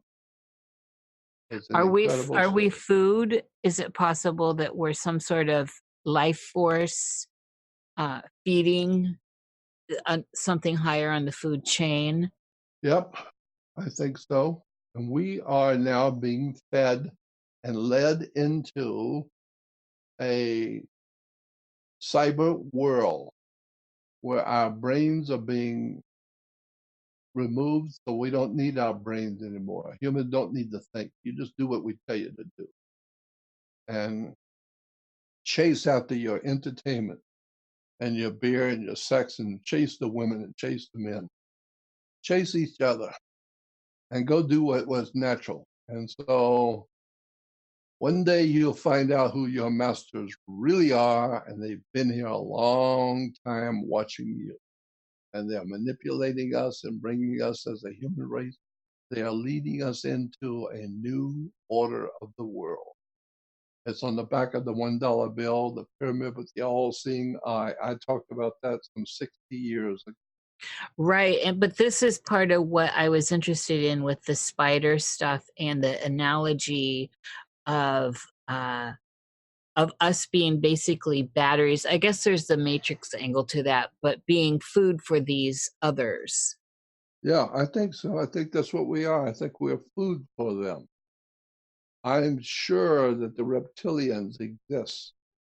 I talked with David Icke when I brought him here. I brought David Icke to America back in 1992, 93. I brought David Icke to America. Nobody had ever heard of him here. I brought him here. I was working in San Diego. And I brought David Icke to America. I financed him to come over and stay with me. And then I got him to promote, I got other people to promote him, put him on radio, get him on the stage, send him around the world, pay him to travel and do his thing. I got his books published for him. I did that for Zachariah Sitchin. I did it for David Icke. I did it for all kinds of people you know. I've done a lot of stuff behind the scenes to promote different people behind the scenes that you would know of if I told you, but it's not important. I'm just making my point that I have known these people for a long time, and I am totally sure that there is something to what David Icke talks about the reptile aliens that are here. There's no doubt in my mind he's right. They are here. He's got I have a reason for saying that. I have a reason for saying that because I know something most people don't know. Which is what? That you've seen reptilians? I haven't seen them, but I've seen the evidence that they were here. Yeah, cool. David's new book, by the way, is called The Trigger. I don't know if you... Say that again? David Icke's newest book is called The Trigger. And it talks mainly about 9/11 and how that all came to be. And he dives deep into the Sabbatean Frankists, which he claims is basically what people call Luciferianism today. Yeah, so well, of course, in the Bible, Lucifer in the Bible is in the, you'll find out about Lucifer. And Lucifer is in both the book of Isaiah in the Old Testament, where we come across the word Lucifer, and in the book of Revelation. The last chapter in the book of Revelation is Revelation 22 and 16. You look in the book of Revelation, the last chapter of the Bible, and the last page, it says, Revelation 22:16 says, Jesus said, I am Lucifer. Now, most people can't handle that because they have no idea. They get all frightened to death. Jesus is Lucifer? What kind of a craziness is that? Well, it's crazy until you start studying the language and talking with the expert and looking at the etymology of the words and terms and concepts and what those words mean and how they came about and who first wrote those words. What did they mean in the ancient world? Then you begin to see how Jesus is Lucifer. Lucifer is not the devil. Satan is the devil. Lucifer is the bringer of light. And that's what Jesus said. He is the light of the world. Right. I bring in the light. It's also Prometheus, or the Promethean energy archetype, whatever you want to call it. That is exactly right. A Prometheus idea is man bringing light into the world. Prometheus.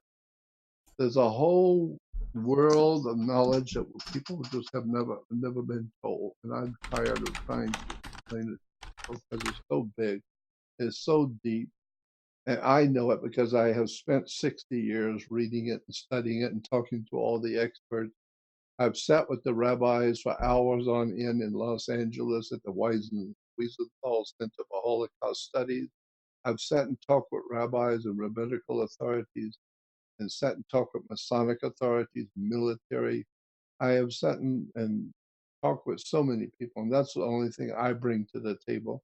I'm not bringing to the table my brilliance because I'm so damn wonderful.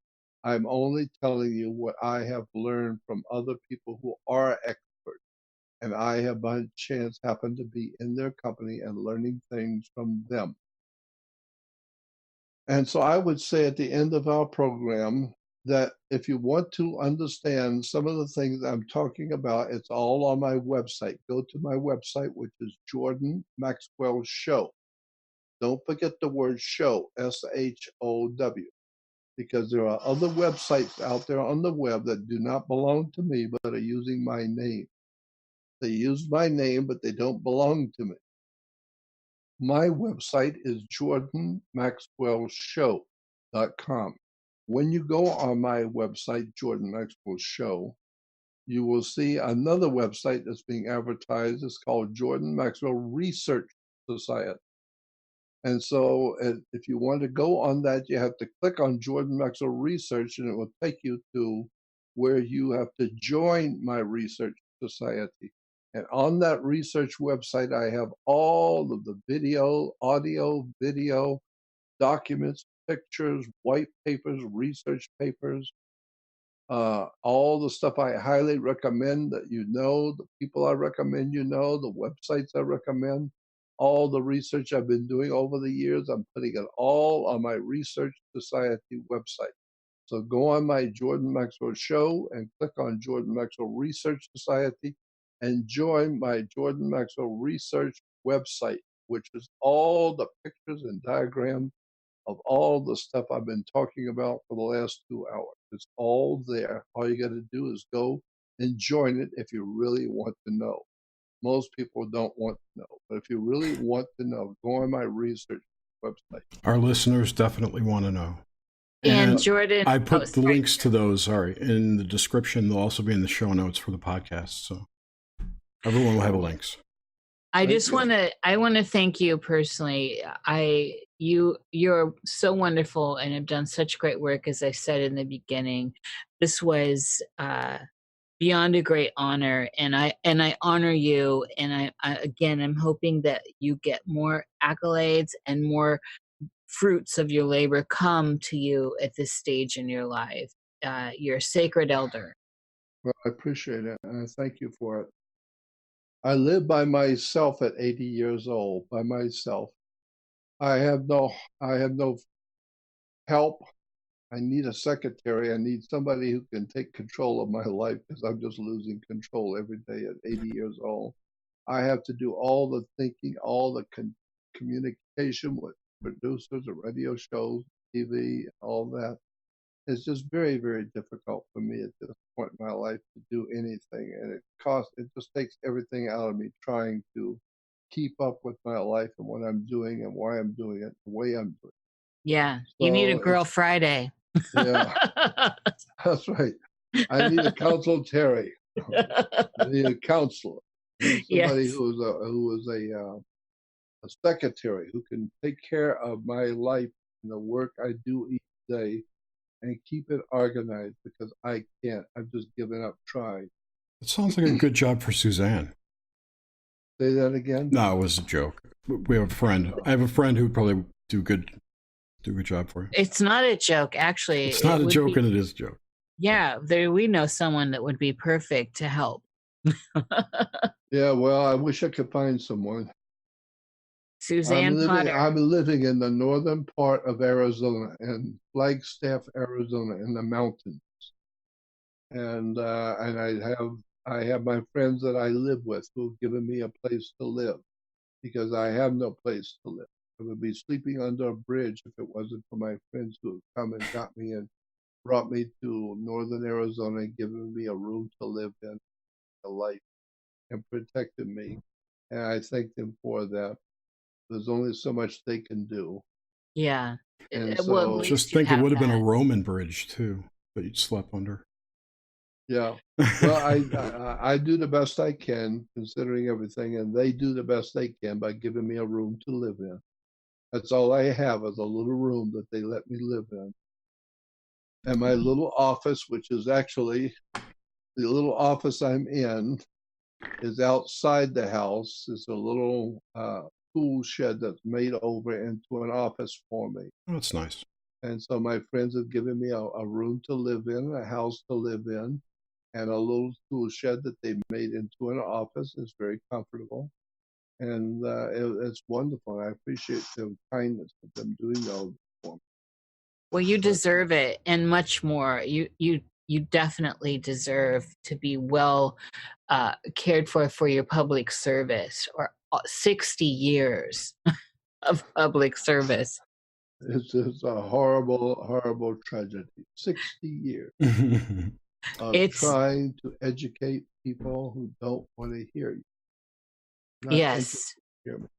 So many people don't want to hear me. They're not interested in the truth. They want to believe what they want to believe.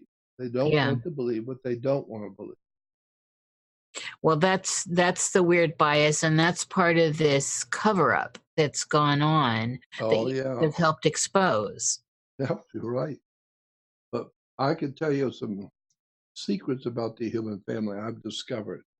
Most people, not everyone, but most people want to eat what they want to eat. They don't want to eat what they don't want to eat. They want to wear what they wish to wear, not what they don't wish to wear. So if they've got money and they want to go eat, they will go where they want to go, not where you want them to go. Mhm. Not to the restaurant you like. They will go where they like to get the food they want. And so they will financially put money into the companies that will provide them with what they want to wear and what they want to eat, the way they want it, not the way you want it. And so that's exactly what's going on today. People will support what they want to support. They will not support what they don't care about. And most people don't care about the kind of stuff I talk about. So nobody is sending any donation to me.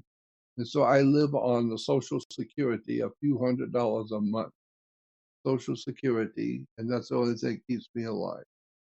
And We got to get you a Patreon account or something. well, probably something. I don't know.